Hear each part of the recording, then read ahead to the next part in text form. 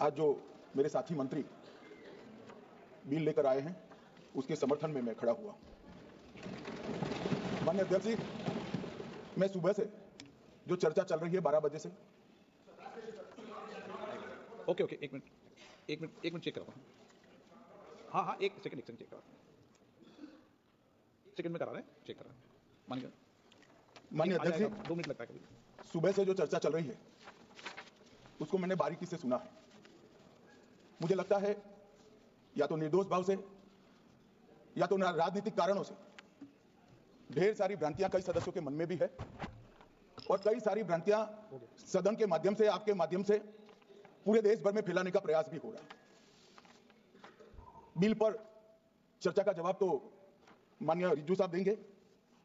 मैं कुछ बातें यहां रखी है, इसको मेरी समझ के हिसाब से क्लैरिफाई करने का जरूर प्रयास करूंगा। ये वक्त एक अरबी शब्द है। वक्त का इतिहास मान्यवर कुछ हदीसों से जुड़ा हुआ मिलता है और आजकल जिस अर्थ में वक्त शब्द का प्रयोग किया जाता है इसका मतलब है अल्लाह के नाम पर संपत्ति का दान, पवित्र धार्मिक उद्देश्यों के लिए संपत्ति का दान। मान्यवर वक्त का समकालीन अर्थ, अभी जो अर्थ हम समझ रहे हैं, वो इस्लाम के दूसरे खलीफा श्री उमर के समय में अस्तित्व में आया। एक प्रकार से इसकी आज की भाषा में व्याख्या करें तो वक्फ एक प्रकार का चैरिटेबल एंडोनमेंट है और जहां एक व्यक्ति संपत्ति, भूमि या मूल्यवान संपत्ति धार्मिक या सामाजिक भलाई के लिए दान करता है बिना उसको वापस लेने के उद्देश्य से, वहां वक्फ की रचना करती। इसमें दान देता है, वो शब्द का बड़ा महत्व है। दान उस चीज का ही किया जा सकता है जो हमारा है। सरकारी संपत्ति का दान मैं नहीं कर सकता मान्यवर, किसी और की संपत्ति का दान मैं नहीं कर सकता। दान उसी चीज का किया जाता है जो हमारा है मान्यवर। इसी विषय पर ये सारा जो बहस चल रहा है। भारत का जहां तक सवाल है, दिल्ली में सल्तनत काल के प्रारंभ में मुइज़ुद्दीन घोरी के समय पर पहली बार वक्फ अस्तित्व में आया। अंग्रेजों के जमाने में 1863 के धार्मिक दान अधिनियम से चलता था। बाद में चैरिटेबल प्रॉपर्टीज एक्ट 1890 से चला। उसके बाद 1913 में मुसलमान वक्फ वैलिडेटिंग एक्ट अस्तित्व में आया। तब तक ये सारी प्रक्रियाएं चैरिटेबल एक्ट के तहत चलती थी। मान्यवर आजादी के बाद वही एक्ट को 1954 में वक्फ के केंद्रीकरण के लिए बदला गया। 95 में वक्फ न्याय अधिकरण और वक्फ बोर्डों की स्थापना की। अब ध्यान से सुनिएगा मान्यवर, वक्फ परिषद और वक्फ बोर्ड ये 1995 से आए। ये पूरा झगड़ा जो चल रहा है, आपने नॉन हिंदू को रख दिया और नॉन मुस्लिम को रख दिया, गैर मुस्लिम को रखा, वो झगड़ा वक्फ में दखल करने का है। पहले तो वक्फ में कोई गैर इस्लामिक सदस्य आएगा ही नहीं, ये स्पष्टता समझ लीजिए। ना मुतवल्ली गैर इस्लामिक होगा, ना वाकिफ गैर इस्लामिक होगा। मान्यवर वहां कोई प्रोविजन नहीं है। जो धार्मिक संस्थाओं का संचालन करते हैं उसमें कोई गैर मुस्लिम व्यक्ति रखने का प्रावधान किया भी नहीं है, हम करना भी नहीं चाहते मान्यवर। इसलिए जो बड़े बड़े भाषण करते हैं कि समानता का अधिकार चला गया, दो धर्मों के बीच में समानता नहीं रही, मुसलमानों के धार्मिक अधिकारों के बीच में दखल खड़ी हो जाएगी, कुछ नहीं होने वाला मान्यवर। इस दृष्टि से देखें तो 1995 तक वक्फ की काउंसिल और वक्फ बोर्ड था ही नहीं, वो तो 95 से आया। और मान्यवर ये जो भ्रम खड़ा किया जाता है कि ये एक्ट मुस्लिम भाइयों के धार्मिक क्रियाकलापों के अंदर, उनके दान की हुई संपत्ति के अंदर दखल करने का है, ये बहुत बड़ी भ्रांति फैलाकर माइनॉरिटी को डराकर अपनी वोट बैंक खड़ी करने के लिए किया जा रहा है मान्यवर। कहां पर गैर मुस्लिम सदस्य रखे जाएंगे? परिषद में और वक्फ बोर्ड में। उसका काम क्या है? उनका काम धार्मिक क्रियाकलापों को कुछ चलाने का नहीं है।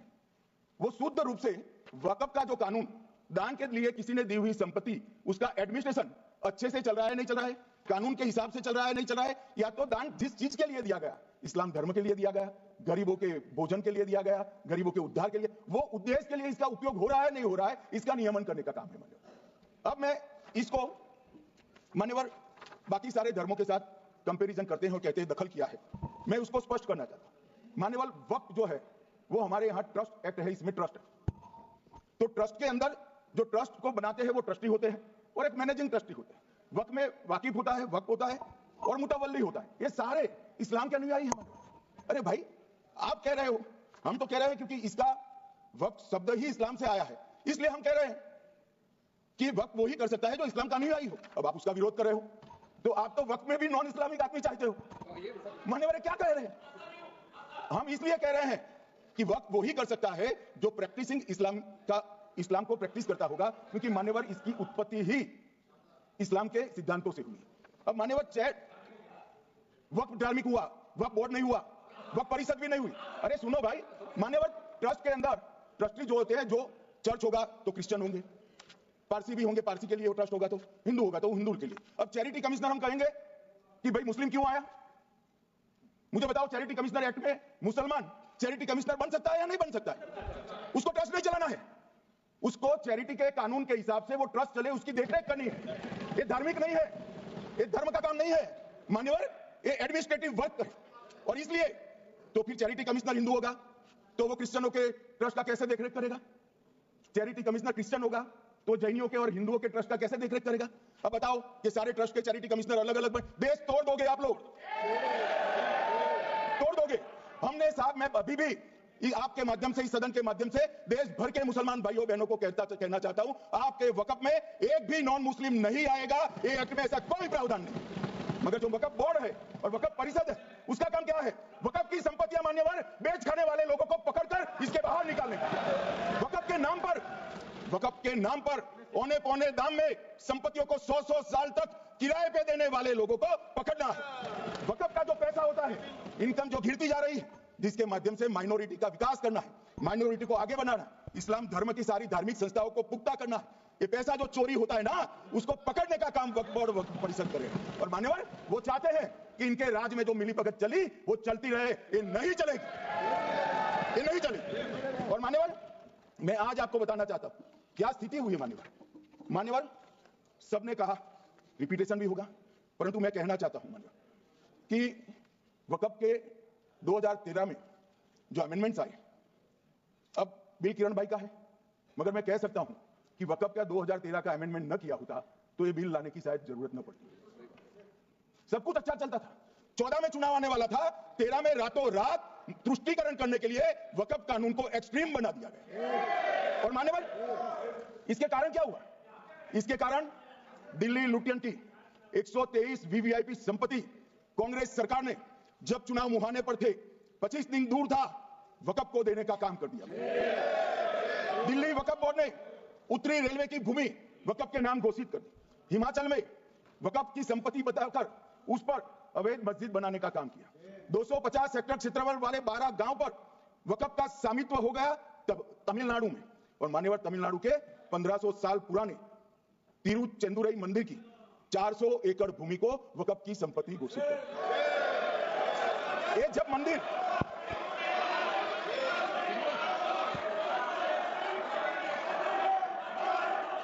आपको मौका मिलेगा अपनी बात कह देना, प्लीज बैठिए।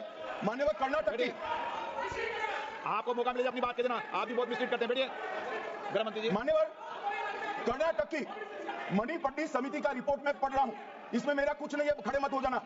ये मणिपट्टी समिति का रिपोर्ट है, 29,000 एकड़ भूमि वक्फ की बिजनेस के उपयोग के लिए किराए पर दे दी। मान्यवर 2001 से 12 के बीच 2 लाख करोड़ की वक्फ की संपत्ति निजी संस्थानों को हस्तांतरित कर दी 100 साल की लीज पर। मान्यवर बेंगलुरु में उच्च न्यायालय में बीच में पढ़ना पड़ा, 602 एकड़ भूमि को जब्त करने से रोकना पड़ा। विजयपुर कर्नाटक के होनवाड़ गांव की 1500 एकड़ भूमि पर दावा कर उसको विवाद में डाला और 500 करोड़ की संपत्ति जिस भूमि का मूल्य है वहां 5 स्टार होटल को महीने 12,000 रुपए के किराए से दे दिया। अब मान्यवर ये कहते हैं कि इसका हिसाब किताब न करो, इसकी देखरेख न करो। भाई ये पैसा जो है देश के गरीब मुसलमान का है, ये गन्ना सोटों की चोरी के लिए नहीं, ये इसको रोकने के लिए। और इनके जो ठेकेदार बैठे हैं मान्यवर, ये यहाँ गरज कर बोलते हैं, खुद को समझे बगैर बोलते हैं, कुछ समझ कर बोलते हैं। उनको लगता है कि इससे हम जीत जाएंगे। मान्यवर कर्नाटक में दत्तापीठ के मंदिर पर क्लेम किया, टालीपरंबा 75 साल पुराने एक दावे के आधार पर 600 एकड़ जमीन का दावा किया और ईसाई समुदाय की भी ढेर सारी जमीनों पर कब्जा कर लिया गया। मान्यवर आज देश के कई गणमान्य चर्च और चर्च के समूह वक्फ बिल का समर्थन कर रहे हैं। उनको लगता है कि इसका विरोध कर हम मुस्लिम भाइयों की सिंपैथी जीतकर अपनी वोट बैंक पक्का करेंगे, उसमें कोई फायदा नहीं होगा अखिलेश। इसलिए कि 4 साल में मुस्लिम भाइयों को मालूम पड़ जाएगा कि कानून तो उनके फायदे में है। और इसके साथ ये दक्षिण के सारे जो सांसद बोल रहे हैं अपनी अपनी कॉन्स्टिट्यूंसी में सारे चर्च को मान्यवर नाराज कर रहे हैं, उनको पता नहीं, सारे चर्च को नाराज करें। सारे चर्च ने रिजोल्व किया है कि हम खिलाफ इसका हम समर्थन करते हैं। मान्यवर तेलंगाना में 66,000 करोड़ की 1700 एकड़ जमीन पर दावा कर दिया। असम में मोरीगांव जिले की 134 एकड़ भूमि पर दावा हुआ। बिहार का मैं लालू जी के कोर्ट के साथ बाद में बताता हूं। गुरुद्वारा से संबंधित हरियाणा की 14 मरला भूमि को वक्फ को सौंप दिया। और मान्यवर प्रयागराज में चंद्रशेखर आजाद पार्क को भी वक्फ घोषित किया। और मान्यवर महाराष्ट्र के वडान के गांव में महादेव की मंदिर पर दावा किया। और बीड़ में कंकलेश्वर मंदिर की 12 एकड़ जमीन वक्फ बोर्ड ने जबरन ले ली। मान्यवर ये सब जब जो चल रहा है इसमें आज भी मैं स्पष्ट करना चाहता हूं, वक्फ जो कि मुस्लिम भाइयों की धार्मिक क्रियाकलाप और उनके बनाए हुए दान से ट्रस्ट है, उसमें सरकार कोई दखल करना नहीं चाहती है। मुतवल्ली भी उनका होगा, वाकिफ भी उनका होगा, वक्फ भी उनका। परंतु वक्फ की संपत्ति, इसका रख रखाव ठीक से हो रहा है नहीं। वक्फ का संचालन कानून के हिसाब से हो रहा है, निजी उपयोग के हिसाब से। सैकड़ों साल पहले किसी बादशाह ने दान किया, हमारी भाषा में कहो तो धर्मादा किया। अब इसकी संपत्ति को आप 12,000 रुपये में 5 सितारा होटल बनाने के लिए दे देते हो, ये उचित है क्या भाई? वो पैसा गरीब मुसलमान के कल्याण के लिए करिए, तलाकशुदा महिलाओं के कल्याण के लिए करिए, जो अनाथ बच्चे हैं उसके कल्याण के लिए करिए। मानिए, और ये करने की जगह बेरोजगार मुसलमान युवाओं के लिए स्किलिंग का काम करिए। लाखों करोड़ों रुपए की भूमि मान्यवर और इनकम 126 करोड़ रुपया। रेलवे की जितनी जमीन है जिसमें हजारों करोड़ लाखों करोड़ का रेलवे का कारोबार चलता है, इतनी भूमि वक्फ के पास है और इनकम 126 करोड़। मान्यवर कहते हैं कि इनकम का क्या उद्देश्य है?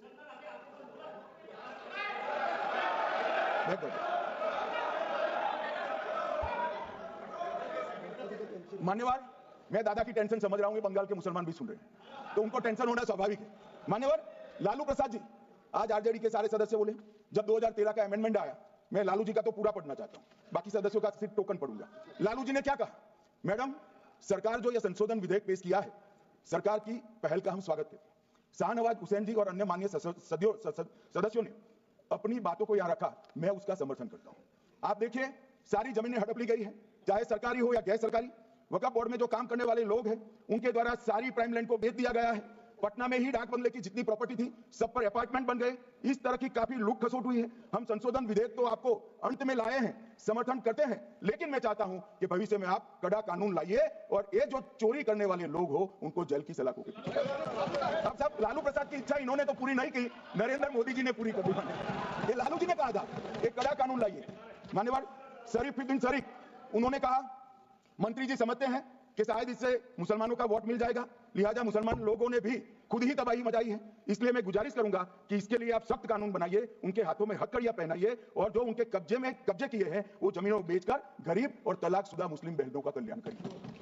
इसके बाद श्री हमीदुल्लाह सैयद लक्षद्वीप से थे, उनका भी इसी टोन का भाषण है। और मान्यवर, मैं आज की बात नहीं कर रहा हूं, 2013 का जो बिल कांग्रेस पार्टी लेकर आई, इसके विरोध में इनके समर्थकों ने जो कहा था, मान्यवर ये है। और क्या होगा भाई? इससे पारदर्शी ऑडिट होगी। आज ऑडिट ही नहीं हो रही, रिपोर्ट ऑनलाइन जमा करने की सिस्टम नहीं है, वो होगी, रिपोर्ट देनी पड़ेगी, बैलेंस शीट जमा करनी पड़ेगी, ऑडिट होगी, कैग के रिटायर्ड ऑफिसर ऑडिट करेंगे। और मान्यवर पारदर्शिता आएगी। इससे क्यों डरना चाहिए किसी को? पारदर्शिता से क्यों? और वक्फ बोर्ड और वक्फ परिषद, इसका कोई ऑर्डर हम ऐसा नहीं लिख रहे हैं कि कोर्ट में नहीं जा सकते। आपने तो कर दिया था कि एक ऑर्डर को कोई कोर्ट में चैलेंज ही नहीं कर सकता, पूरा संविधान वहां समाप्त कर दिया मान्यवर। और मान्यवर, हम तो इसको कहते हैं कि कोई भी चैलेंज कर सकता है कायदे की अदालत में। इस देश में संविधान का राज है, ग्रीवेंसेस जिसका भी हो कोर्ट में जा सकता है। 2013 में जिसकी भूमि हड़पी, इसके ग्रीवेंसेस को भी कोर्ट के फॉर्म से बाहर करने का पाप एक कांग्रेस पार्टी ने किया। मान्यवर, एक अफवाह और फैला रहे, रिट्रोस्पेक्टिव इफेक्ट से आ रहा है। मैं स्पष्ट कर देना चाहता हूं, इस सदन में बोलने के वक्त जिम्मेदारी के साथ बोलना चाहिए। अगर ये कानून का पहला पेज और तीसरी तक धाराएं भी पड़ी होती तो इसमें स्पष्ट लिखा है, एक कानून का अमल जिस दिन पारित होने के बाद भारत सरकार नोटिफिकेशन बाहर निकालेगी उस दिन के बाद होगा। मतलब रिट्रोस्पेक्टिव इफेक्ट नहीं है, मगर मुस्लिम भाइयों को डराया जा रहा है कि रिट्रोस्पेक्टिव इफेक्ट से आएगा। मान्यवर, ये कह रहे हैं कलेक्टर क्यों रखा? मुझे एक बात बताओ भाई, जो बता सकते हैं, अगर किसी मंदिर के लिए जमीन खरीदनी है तो जमीन की मालिकी किसकी है वो हमारे देश में कौन तय करता है? सबको मालूम है, कलेक्टर करता है सर, रेवेन्यू ऑफिसर वही है। तो अगर वक्फ की भूमि जो वक्फ कर रहा है उसकी है या नहीं है, इसकी जांच कलेक्टर करे तो इसमें आपत्ति क्या है? वक्फ तो दान है भाई, और दान अपनी संपत्ति का किया जा सकता है, किसी और की संपत्ति का नहीं किया जा सकता। गांव में कोई बेचारा अमेरिका गया है 4 महीने फरने के लिए, घूमने के लिए, आता है तो कि वक्फ घोषित हो गया। कोई कारोबार करने के लिए दिल्ली आया, आता है तो कि वक्फ घोषित हो गया। अरे ऐसे नहीं होता भाई, कलेक्टर को पूछना पड़ेगा सरकारी संपत्ति है या नहीं है, इसकी जांच करनी चाहिए या नहीं करनी चाहिए। ढेर सारे मंदिर बनते हैं, बने भी है, बनेंगे भी, ढेर सारे चर्च बने हैं, गुरुद्वारे बने हैं, सरकारी संपत्ति पर बन सकते हैं क्या? नहीं बन सकते मान्यवर। जहां वक्फ की घोषणा होती है वो भूमि सरकारी है या नहीं है वो सत्यापित करना ही चाहिए, और कलेक्टर के अलावे इसको कोई सत्यापित नहीं। मान्यवर, इन्होंने मैंने पहले भी बताया मान्यवर, कोर्ट को भी रास्ते से निकाल दिया। मैं बाद में बात करता हूं मान्यवर।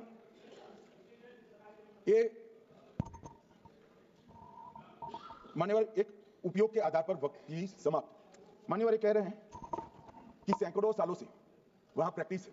अब वो तो वक्फ रजिस्टर हो गया, आपने घोषित कर दिया, वक्फ में रजिस्टर भी हो गया, अब इसका सवाल नहीं है।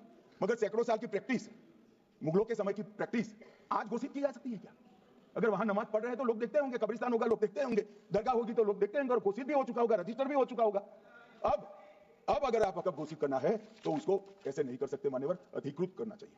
मान्यवर जो दूसरा सुधार लेकर आए किरण जी, वो वही है कि धारा 36 में वक्फ संपत्तियों को बिना किसी स्पष्ट प्रक्रिया से, मालिकी की प्रक्रिया से पंजीकृत नहीं किया जा सकता। मान्यवर अपील का प्रावधान, वर्तमान में अधिनियम में ट्रिब्यूनल के निर्णय के खिलाफ अपील करने का कोई प्रावधान नहीं है।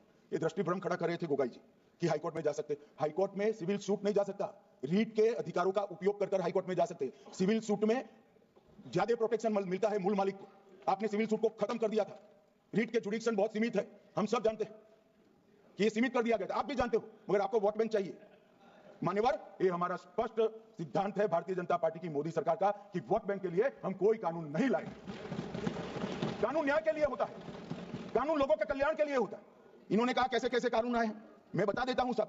अभी कांग्रेस के महासचिव और माननीय सदस्य कह रहे थे क्या कानून आ रहे हैं सर, किस प्रकार के कानून आ रहे हैं। मान्यवर इसी सदन में नरेंद्र मोदी सरकार ही महिलाओं को 33% आरक्षण का कानून लाया। इसी सरकार में पिछड़ों को संवैधानिक अधिकार दिया गया। मान्यवर इसी सरकार में बजट जो आए इसमें गरीबों को गैस, शौचालय, पानी, 5 लाख तक का बीमा, 5 किलो अनाज, बिजली और घर दिए गए। मान्यवर और कन्वर्जन कानून की बात करते थे और हंसते हंसते कहते थे कर्नाटक सरकार कन्वर्जन कानून लेकर आई है। सबसे पहला कन्वर्जन कानून उड़ीसा और मध्य प्रदेश में कांग्रेस सरकार लेकर आई, मगर उस वक्त कांग्रेस सरकार तुष्टीकरण की नीति पर नहीं चलती थी, महात्मा गांधी के सिद्धांतों पर चलती। मध्य प्रदेश और उड़ीसा में सबसे पहला कन्वर्जन के खिलाफ कानून कोई लाया तो कांग्रेस पार्टी लाई, और मुझे गर्व है मेरी पार्टी की सरकार है कन्वर्जन पर कानून लाती। मान्यवर सबको अपना धर्म का अनुसरण करने का अधिकार है, वो शौक से करे, मगर लोभ, लालच, भय, इससे धर्म परिवर्तन नहीं किया जा सकता। किसी गरीब के पास खाना नहीं है, खाना देकर उसका धर्म बदला दोगे? कोई थोड़ा कम पढ़ा लिखा व्यक्ति है उसका धर्म बदला दोगे? ऐसे नहीं होगा मान्यवर। और आपने भी किए हैं कानून, आप नए नए आए हो, आपको मालूम नहीं है मान्यवर, इनको मालूम नहीं, अभी आए हैं 5 साल से। ये कांग्रेस पार्टी ने कानून किए थे मान्यवर। अपील का प्रावधान भी हमने आगे बढ़ाया, और गैर मुसलमानों के द्वारा दान की गई संपत्तियों पर, गैर मुसलमानों की दान की संपत्तियों पर वक्फ अधिनियम को हमने लगने से मना कर दिया। माने उनके लिए चैरिटी कमिश्नर का कायदा है, ये प्रैक्टिसिंग इस्लाम, जो इस्लाम की प्रैक्टिस करते हैं, इसीलिए मान्यवर हमने ओवरराइडिंग इफेक्ट को भी समाप्त कर दिया। मान्यवर ट्रस्ट का नियमन करने का जो कानून होता है, जैसे चैरिटी कमिश्नर के कानून में कोई ओवरराइडिंग इफेक्ट नहीं है। जहां क्लेसेस आते हैं वहां ओवरराइडिंग इफेक्ट होती है, यहां ओवरराइडिंग इफेक्ट इसलिए दीजिए कि आप जिसकी संपत्ति हड़पी जाएगी उसको कोर्ट से जाने से रोकना चाहते थे, इसलिए ओवरराइडिंग इफेक्ट जो हमने मान्यवर निकाल दिया है। मान्यवर एक ऐसी चर्चा लेकर आए कि चर्चा नहीं, मैं आपको बताना चाहता हूं 2013 में जो अमेंडमेंट बिल आया जिसके कारण ये बिल लाना पड़ा, वो बिल में कुल मिलाकर 5.4 घंटे चर्चा हुई थी, 5.5 घंटे दोनों सदन मिलाकर, और इस बिल में दोनों सदन मिलाकर 16 घंटे चर्चा हो रही है मान्यवर, 16 घंटे। इसके अलावा हमने डिमांड किया समिति बनाओ, समिति भी बनाई, 38 मीटिंगें हुई, 113 घंटे चर्चा हुई, 284 हितधारक बनाए गए, वक्फ बोर्डों की संख्या जो उपस्थित वक्फ बोर्ड भी हुए राज्यों के 25 हुए, राज्य सरकार के प्रतिनिधि 15 राज्य सरकारों के आए, सांसद 8 हुए, विधायक विधान परिषद 7 हुए, और अध्ययन दौरे 3 किए गए, और अल्पसंख्यक आयोगों को भी 5 बुलाया गया। ये सबसे 92.68 लाख करीब 1 करोड़ सुझाव देश भर से ऑनलाइन आए, इसकी मीमांसा कर एक कानून बनाए। आप ऐसे इसको खारिज नहीं कर सकते हो पूरी प्रक्रिया को। आप जो कर रहे हैं 5.5 घंटे की प्रक्रिया, ये बहुत लोकतांत्रिक प्रक्रिया है, और हम 16 घंटे चर्चा करते हैं कि चर्चा आपके अनुरूप चर्चा नहीं हो सकती। ये सदन में हर सदस्य बोलने के लिए स्वतंत्र है, कोई परिवार की यहां चलती नहीं है। ये तो जनता के नुमाइंदे हैं, किसी की कृपा से नहीं आए हैं। मान्यवर, जो दिल में है, जो जनता की आवाज है, वो रखेंगे। मान्यवर, एक सदस्य द्वारा कहा गया कि ये मिसलीडिंग है कि पुराने कानून में 2013 के जो अमेंडमेंट्स थे उसमें अपील का प्रोविजन था। अब मैं कहना चाहता हूं 83(9) उसमें अधिकरण द्वारा किए गए किसी भी विनिश्चय का आदेश विरुद्ध, चाहे वो अंतरिम हो या फाइनल, इस पर अपील नहीं हो सकती। इसका मतलब अपील का प्रोविजन आपने रखा ही नहीं था। सिविल न्यायालय, राजस्व कोर्ट और अन्य प्राधिकरण, उसके अधिकार क्षेत्र पर भी प्रतिबंध लगा दिया। और सरकारी अधिसूचना जो बाद में वक्फ बोर्ड और वक्फ परिषद के एडवाइस से होगी, इसको भी कोई चुनौती नहीं दे सकता। मान्यवर, मुझे ये बताओ कि अभी फैशन है संविधान लहराने की, ये संविधान के हिसाब से सरकार का या किसी भी निजी संस्था का कोई भी फैसला मान्यवर कायदे की कोर्ट से बाहर कैसे हो सकता है? कोई भी फैसला हो, ये देश की अदालत वो फैसले तक रीच नहीं रखेगी। नागरिक ग्रीवेंसेस लेकर कहां जाएंगे? जिसकी भूमि हड़प कर ली गई वो कहां जाएगा? ऐसा नहीं चलेगा। आपकी वोट बैंक के लिए आपने किया था, हम खारिज कर रहे हैं। ऐसा नहीं चलेगा। अदालत में जाइए, जिसको ग्रीवेंसेस है आइदर और साइड से, और अदालत न्याय करेगी। न्याय के लिए तो अदालतें बनी है। और मान्यवर, यहां एक सदस्य ने कह दिया माइनॉरिटीज कानून को स्वीकार नहीं करेगी। क्या धमकाना चाहते हो भाई? संसद का कानून है, सबको स्वीकार करना पड़ेगा। स्वीकार नहीं करेंगे मतलब क्या है? कैसे बोल सकते हैं कोई हम कानून को स्वीकार नहीं करेंगे? ये कानून भारत सरकार का है, हर एक पर बंधन करता होगा और इसको स्वीकार करना पड़ेगा। मान्यवर, ये हमने तो खैर वक्फ को छेड़खानी नहीं की, वक्फ बोर्ड और वक्फ परिषद के अंदर बदलाव किया है, मगर वक्फ के लिए भी क्या क्या जजमेंट आए। सैयद फजल पुकोया थंगल बनाम भारत संघ 10/11/28 को केरल उच्च न्यायालय ने उन्होंने कहा वक्फ बोर्ड एक स्टैट्यूटरी बॉडी है, यह मुस्लिम समुदाय का प्रतिनिधि निकाय नहीं है। इसका फंक्शनिंग मान्यवर एडमिनिस्ट्रेटिव है। धार्मिक क्रियाकलापों को तो वक्फ ने करना है, चाहे कब्रिस्तान हो, चाहे दरगाह हो, चाहे मस्जिद हो, चाहे चैरिटी का काम, वो वक्फ बोर्ड को नहीं करना है। ये केरल हाईकोर्ट ने किया। इलाहाबाद हाईकोर्ट ने भी, उसने तो मुतवल्ली तक भी कहा है। अगर हम मुतवल्ली तो जो धर्म का है वही रखेंगे।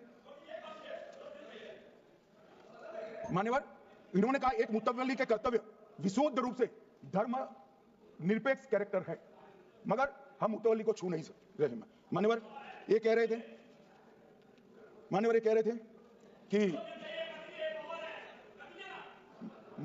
थे कि कोई गड़बड़ियां नहीं हुई।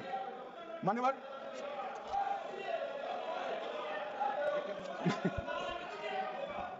मान्यवर 2013 में अन्यायी कानून आया। भाई करने थोड़ा शांत हो जाइए। ये 26 के कारण डरे होंगे और कुछ कारण, चुनाव तो है ना अक्टूबर में, 25 में तो चुनाव है, इसके कारण डरे। मान्यवर भाई बैठो। मान्यवर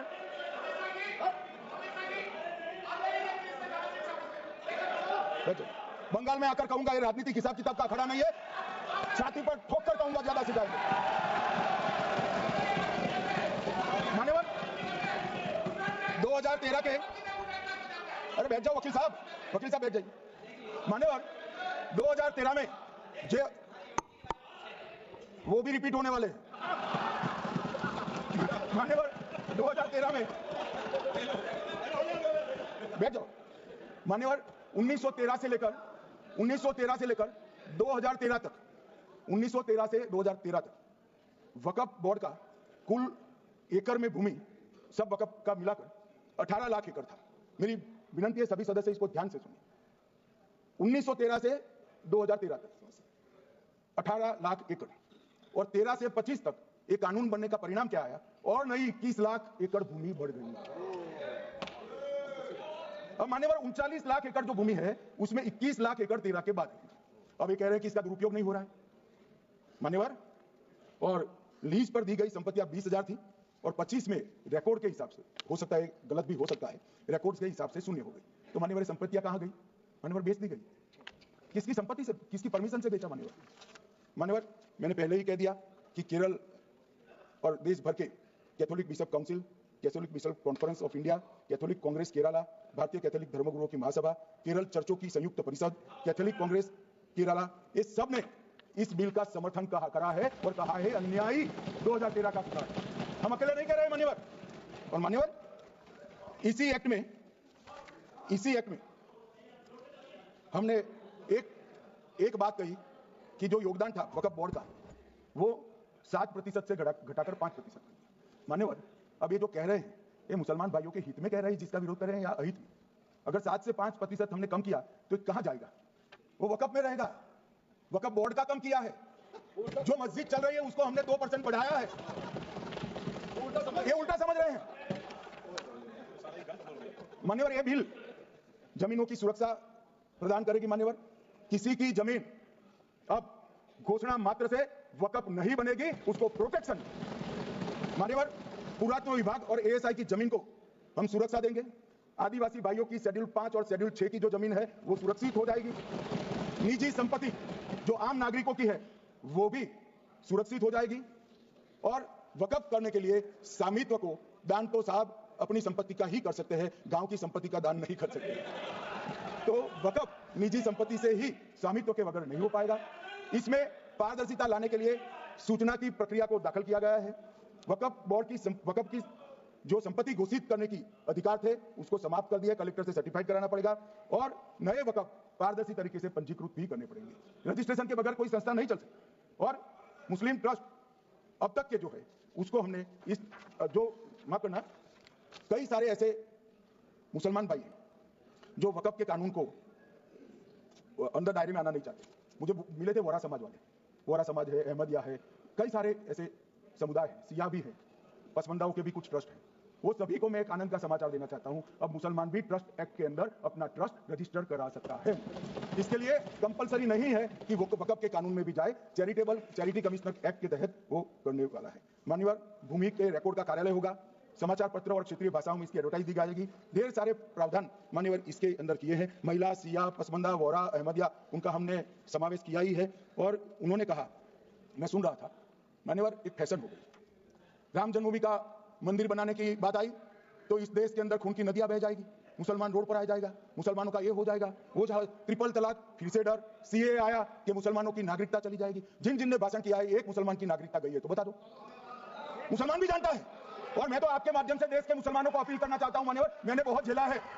ये कहते थे कि सीए कानून मुसलमानों की नागरिकता लेने 2 साल हो गए, एक भी मुसलमान की नागरिकता गई है तो सदन के पटल पर रखी। कितना झूठ फैलाया इन्होंने मान्यवर। धारा 370 हटाई, ये कह रहे थे मुसलमानों का ये हो जाएगा, वो हो जाएगा। फिर से उमर अब्दुल्ला जीत कर शासन करें, आतंकवाद समाप्त हो गया, विकास शुरू हो गया, पर्यटन बढ़ गया। मान्यवर, एक कांग्रेस पार्टी और उसके साथियों ने मुसलमान भाइयों को डरा डरा कर अपनी वोट बैंक खड़ी करने का काम किया। हम नहीं डरा रहे मुसलमानों को, आप डरा रहे हो भाई। आप कह रहे हो ये हो जाएगा। मैं कहता हूं इस देश के नागरिक को किसी भी धर्म का हो कोई आंच नहीं आएगी मान्यवर। ये नरेंद्र मोदी सरकार का सरकार मान्यवर। इनको मान्यवर ना पिछड़ों की चिंता है ना मुसलमानों की। ये सालों से जातिवाद और तुष्टीकरण इसके आधार पर काम करते हुए आए हैं और जातिवाद और तुष्टीकरण की राजनीति कर अपने परिवार की पॉलिटिक्स को आगे बढ़ाए हैं। मगर 2014 से मान्यवर जातिवाद, तुष्टीकरण और परिवारवाद को एक साथ नरेंद्र मोदी ने समाप्त कर विकास की राजनीति इस देश में प्रस्तावित। पॉलिटिक्स ऑफ परफॉर्मेंस, परफॉर्म करिए और चुनकर आइए। 3 टर्म मोदी जी को चुना है और 3 टर्म भारतीय जनता पार्टी की सरकार रहने वाली है। मेरी बात ठीक कर मान्यवर। अंत में मैं किरण जी को बहुत बहुत बधाई देना चाहता हूं कि बहुत अभ्यास कर सारे दूषणों को निकालकर वक्फ कानून को शुद्ध, पारदर्शी और उद्देश्यों को समर्पित बनाने का काम बिज्जू साहब लेकर आए हैं। मैं इसका समर्थन करता हूं।